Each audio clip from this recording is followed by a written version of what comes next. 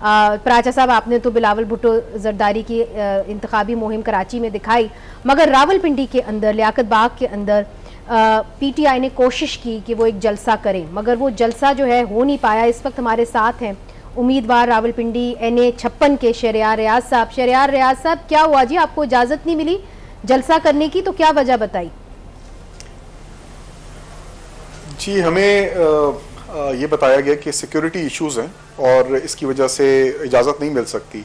इसके अलावा हमने छोटे जो जलसे करने थे मुख्तलिफ जगहों पे, उसके लिए भी हमने एप्लीकेशन दी और उसको भी रिजेक्ट कर दिया गया सिक्योरिटी वजूहात पे। और इंटरेस्टिंगली उसी दिन, सेम वेरी डे जिस दिन इन्होंने हमें रिजेक्ट किया हमारी रिक्वेस्ट को इन राइटिंग, हमने इनसे, हमारे वकला ने इनसे इन राइटिंग ले लिया।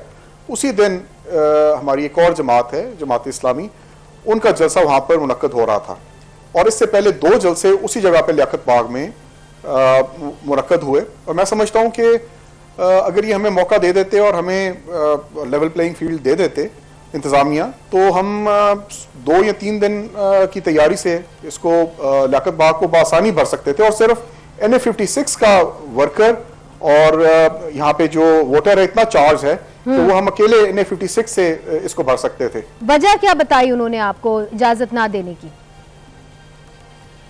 जी, सिक्योरिटी का उसमें लिखा हुआ है कि सिक्योरिटी के इश्यूज हैं और इस वजह से आपको इजाज़त नहीं दी जा सकती। अच्छा, सिक्योरिटी के इश्यूज हैं। अवैस तौहीद साहब ने भी हमें ज्वाइन कर लिया, वाशिंगटन से, वॉइस ऑफ अमेरिका से मुंसलिक हैं।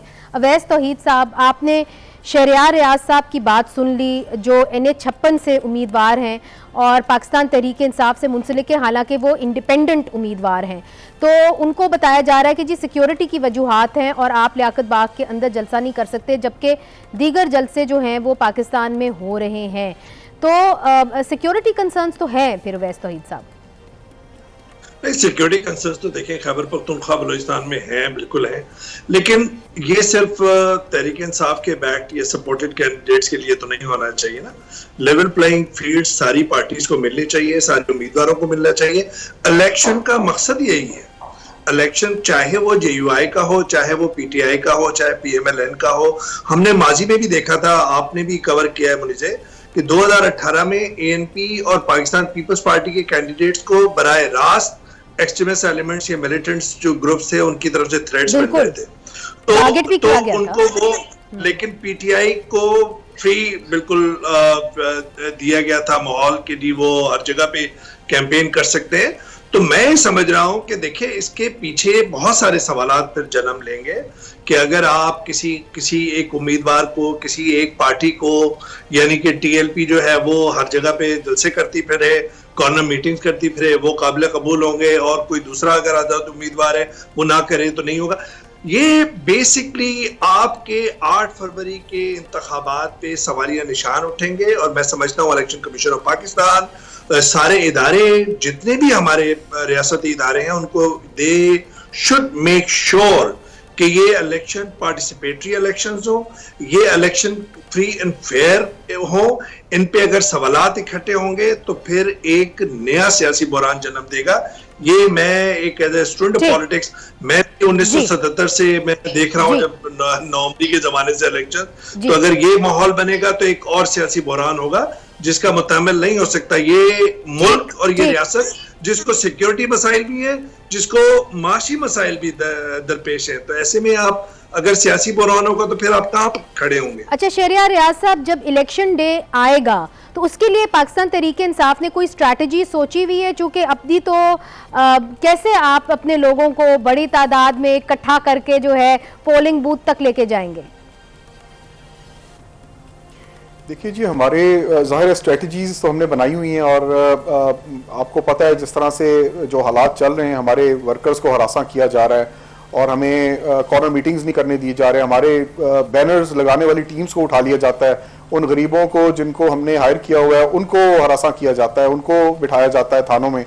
तो ये सब कुछ तो हो रहा है, लेकिन इसके साथ साथ हमने जो स्ट्रेटजी बनाई है, ज़ाहिर है वो मैं अभी तो आपको नहीं बताऊंगा, लेकिन हम तो अभी ये हालत है कि फेसबुक के ऊपर भी कोई चीज़ अपने पेज के ऊपर नहीं लगाते, और वो इसलिए नहीं लगाते कि फिर फौरन उसका काउंटर शुरू हो जाता है और हमारे जो वर्कर्स हैं उनको उठा लिया जाता है। तो इलेक्शन डे वाले दिन हमारी स्ट्रेटजी है, वैसे तो हमारी तंजीम इतनी मुनज़्ज़म है और हमारा वर्कर इतना चार्ज है कि वो एक एक घर से वोटर को निकालेगा और वोटर जब भी निकलेगा, जो रेशो भी इसकी आएगी उसमें इंशाल्लाह ताला सबसे ज्यादा रेशो हमारी होगी। और मैं शहरियार समझता हूं रियाज कि साहब, एक बात बताइए, आपसे कस्बें ली गई हैं कि जब आप एक दफ़ा इलेक्ट हो जाएंगे तो आप पार्टी नहीं बदलेंगे, मगर बड़ी तादाद आने वाली है आज़ाद उम्मीदवारों की, तो उसके बाद आप लोगों की क्या अंडरस्टैंडिंग है, कैसे आप अपनी पार्टी को जो है यकजा और यूनाइटेड रख सकेंगे?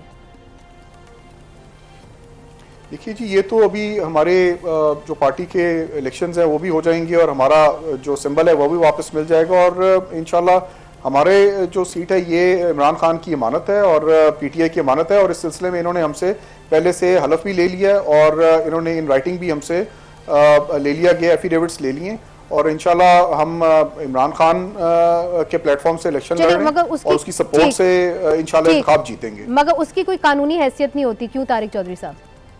मैं तो वैसे इनसे पूछना चाह रहा था शहजाद साहब, मैं तारिक चौधरी अर्ज़ कर रहा हूँ, इस्लामाबाद से आया हूँ यहाँ कराची स्पेशली। आप पुराने पॉलिटिकल वर्कर हैं और एमपी भी रहे हैं, आपके वाला साहब का माशाल्लाह पिंडी की समाजी बड़ी शख्सियत थी। अब अगर हम ये मुश्किलात इलेक्शन में होती हैं, हर में किसी में कम होती हैं किसी में ज़्यादा होते हैं, और आप ज़हनी तौर पर डेफिनेटली तैयार भी होंगे जब आपने इलेक्शन लड़ने का इरादा किया था। आप ये बताएं कि आपका मुकाबला 8 फरवरी को किसके साथ है? आप समझते हैं कि शेख रशीद साहब आपके मेन राइवल होंगे या मुस्लिम लीग नून के जो कैंडिडेट हैं वो राइवल होंगे? आप एनालिसिस करके बताएं कि आपका मध्य मुकाबल कौन है, नंबर 1। देखिए जी, मैं तो ये समझता हूँ कि इस वक्त जो अवाम का समुंदर है, जो बेकरार है महंगाई के खिलाफ, बेरोजगारी के खिलाफ वोट डालने के लिए, उसके सामने मेरा जो मुखालिफ है वो तो कोई भी नहीं है। इंशाल्लाह बहुत वोटर निकलेगा और हम लोग भारी अक्सरियत से जीतेंगे, और इतनी अक्सरियत होगी कि जो ये सोच के बैठा हुआ है कि अगर कोई धांधली करेगा तो ये उसकी भूल होगी। उस दिन कारकुन जो हैं वो बिल्कुल सीसा पिलाई दीवार की तरह और अपने डब्बों की हिफाजत करेंगे, और इंशाल्लाह मुझे पूरी उम्मीद है कि इस किस्म की अगर कोई एक कोशिश करेंगे तो उसको हम लोग उसका खातर का जवाब देंगे। ठीक, बहुत बहुत शुक्रिया शहरियार रियाज साहब, आपने हमारे से बात की।